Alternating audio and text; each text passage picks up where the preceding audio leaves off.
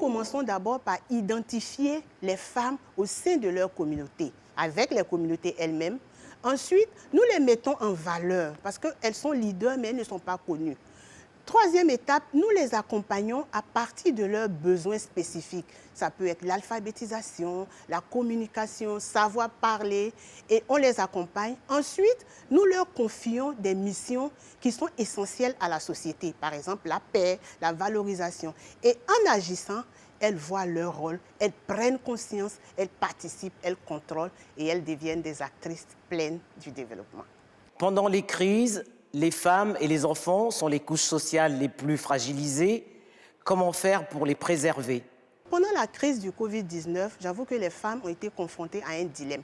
Est-ce qu'il fallait rester chez elles, à fuir le Covid, ou alors affronter cette situation? Comme je disais, mourir de faim en étant à la maison ou mourir de faim en étant sur le front. Mais les femmes ont montré pendant cette crise leur capacité de gestion, le rôle, le triple rôle productif, reproductif et social qu'elles jouent au sein de la communauté était mis en valeur. Donc ces femmes avaient besoin d'être accompagnées pour aider toute la société. C'est en ce sens même que nous avons créé la banque d'amour et de solidarité efficace et les femmes ont montré qu'elles pouvaient le faire. Mais, comme je le dis toujours, elles avaient besoin de ressources pour aider la communauté en entier.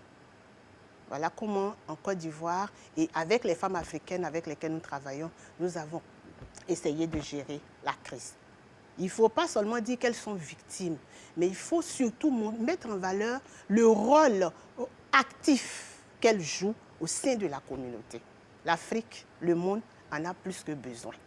Il faut valoriser, il faut les mettre en valeur. Elles vont vous donner ce que vous n'avez pas encore eu, parce que c'est leur domaine de prédilection. Pardon. Quand on parle d'amour, de solidarité, tout le monde sait que les femmes sont là.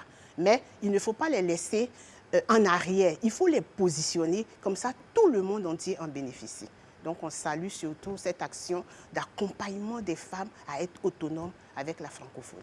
Euphrasie Kwasi-Yao, vous avez également mis au point un annuaire de référence qui recense 15 000 femmes dans tous les secteurs en Côte d'Ivoire.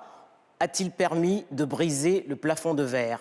Quel que soit leur positionnement, femmes cadres de haut niveau, jeunes filles, femmes du milieu rural, même femmes de la diaspora, elles sont déjà leaders. Tout le monde reconnaît au moins en son sein. J'avoue que les ressources financières posent un réel problème aux femmes, au niveau politique, au niveau économique, même au niveau social. Voilà ce que peut faire l'accompagnement des femmes au niveau de l'autonomisation pour, j'ai envie de dire, pour le bonheur de toute l'Afrique et de tout le monde, et surtout de tout l'espace francophone.